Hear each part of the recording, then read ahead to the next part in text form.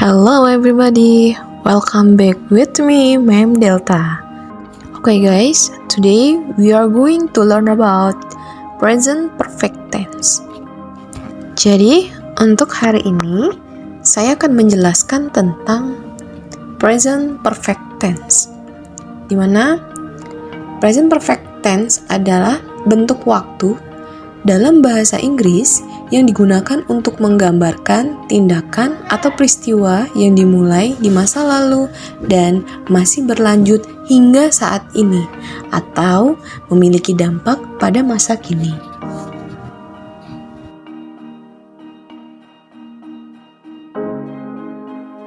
Oke, jadi di sini untuk tenses ini kita akan menggunakan auxiliary dari have atau has. Di mana have atau has ini artinya adalah sudah atau telah, sedangkan dalam bentuk negatif form nanti dia berubah menjadi have not atau has not. Bisa disingkat menjadi haven't and hasn't. Artinya belum. Nah, di sini do you still remember about subject? Ada I, you, they, we, she, he, it. Dimana untuk subjek I, you, they, we dia menggunakan have. Sedangkan she, he, it dia menggunakan has. Untuk time signal atau biasa disebut sebagai keterangan waktunya, kalian bisa menggunakan ever, already, just, never, yet, and still. Contoh, misalnya di sini kalian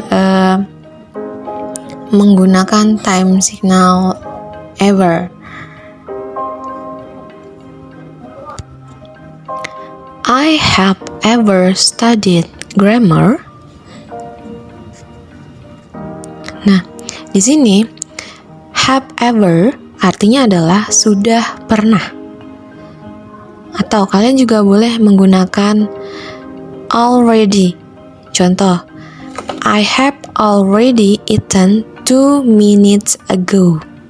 Artinya adalah saya sudah makan 2 menit yang lalu. Untuk have already di sini artinya sama seperti ever, yaitu sudah, cuma penegasannya lebih sangat ya. Kemudian untuk just di sini artinya adalah baru saja, sudah. Misal, I have just studied grammar. Artinya, saya baru saja belajar grammar. Nah, untuk selanjutnya, kapan sajakah kita bisa menggunakan present perfect? Di sini yang pertama, the action that happened at an unspecific time in the past but have a connection to the present. Nah, maksudnya di sini adalah tindakan yang terjadi pada waktu yang tidak ditentukan di masa lalu, tetapi memiliki hubungan dengan masa kini. Example, contoh, I have broken my leg.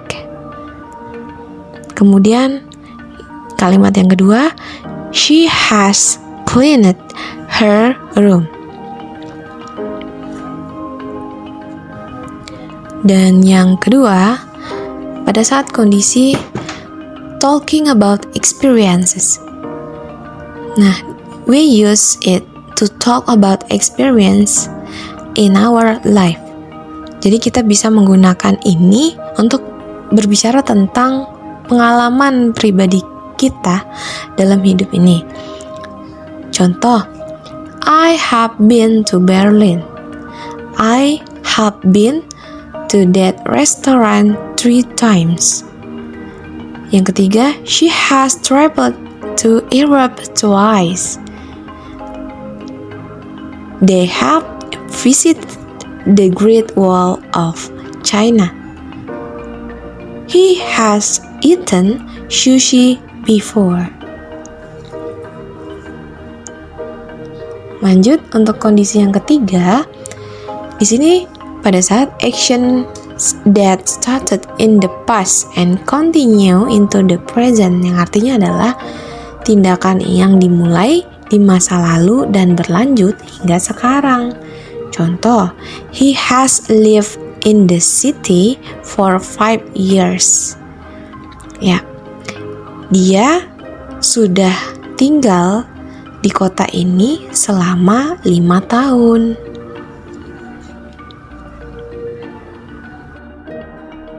Baik, untuk formnya di sini, setelah subjek itu diiringi dengan kata have atau has. Nah, setelah itu menggunakan kata kerja ketiga.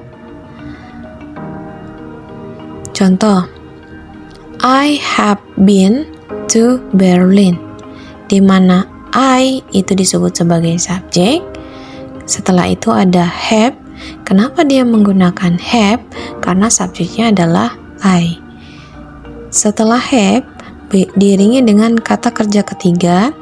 Di sini ada been to Berlin. Nah, artinya adalah saya pernah tinggal di Berlin. Itu untuk kalimat positif. Sedangkan di kalimat negatif, it's so easy. Kalian bisa menambahkan kata not setelah have atau has. Contoh di sini, I have not been to Berlin. Have not bisa kita singkat menjadi haven't. Yes. Jadi ada penambahan not setelah have atau has. Ingat, itu untuk kalimat negatif. Sedangkan untuk interrogative sentence atau kalimat tanya, have atau has itu berada di awal kalimat. Jadi kalimatnya seperti ini. Have you been to Berlin? Nah, di mana tadi subjek I, dia berubah menjadi you. Have you been to Berlin? Pernahkah kamu tinggal di Berlin? Nah, jawabannya bisa yes or no.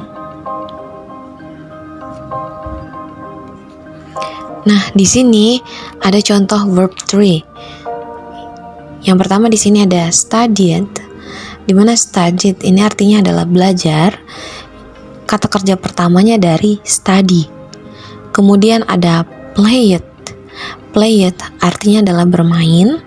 Nah, di mana kata kerja pertamanya adalah dari play, kata play ya. Kemudian untuk kata kerja ketiga dari drunk.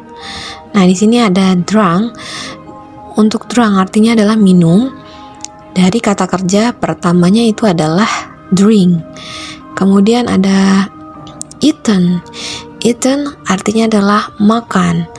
Nah, eaten bentuk kata kerja ketiga dari kata kerja pertamanya itu adalah eat. Sedangkan yang terakhir ini ada got. Got ini kata kerja pertamanya dari get. Oke, guys. Sekarang saya mau kalian tulis di kolom komentar. Buatlah satu contoh kalimat yang menggunakan present perfect.